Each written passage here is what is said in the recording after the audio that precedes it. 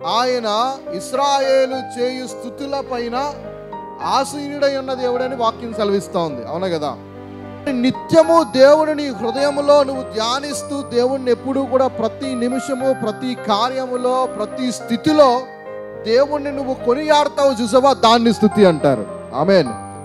యోబు గ్రంథం బట్టి మనకు అర్థమైపోతుంది. యోబు తన కుమారులు చనిపోయిన తర్వాత, ఆస్తి పోగొట్టుకున్న తర్వాత, అన్ని కోల్పోయిన తర్వాత యెహోవా నామమునకు స్తుతి కలుగును గాక అంటాడు. అంటే పరిస్థితులతో కూడా స్తుతికి నిమిత్తం లేదు. బాగుంటేనే దేవుణ్ణి స్తుతించాలి అన్న రూలేం లేదు. మన ఒక పాస్టర్ గారు వాళ్ళ కుమారుడు చనిపోతే ఆ కుమారుడి దగ్గర దేవుణ్ణి స్తుతిస్తూ ఆరాధన చేశారు. కానీ మరి దేవుడు దానికి ఆపోజిట్గా ఇలా జరిగిస్తాడన్నది ఊహించలేదు. కానీ జరిగినా దాన్ని అంగీకరించడానికి మనసు కూడా దేవుడే నాకు ఇచ్చాడు. అసలు నిజంగా యథార్థంగా చెప్తున్నాను, మనసులో కొంచెం కూడా బాధ లేదు. తండ్రిగా నేను చూసినప్పుడు ఏదో దుఃఖం అన్నట్టు అనిపిస్తుంది, కానీ నాకు అసలు బాధ లేదు. ఎందుకు లేదు అంటే నాకు అర్థం కావట్లేదు. దేవుడు ఏదో చేస్తున్నాడు లోపట.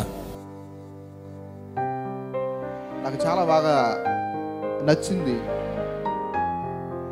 నాకు చాలా మంచిగా అనిపించింది. కుమారుడు యొక్క శవం పక్కన పెట్టుకుని దేవుణ్ణి స్తుతిస్తున్నాడు, గణపరుస్తున్నాడు. అంటే దాని అర్థం ఏంటో తెలుసా? స్తుతికి పరిస్థితులతో కూడా నిమిత్తము లేదు. దేవుడు అన్ని విషయాలలో కూడా స్తుతి నొందదగిన వాడు.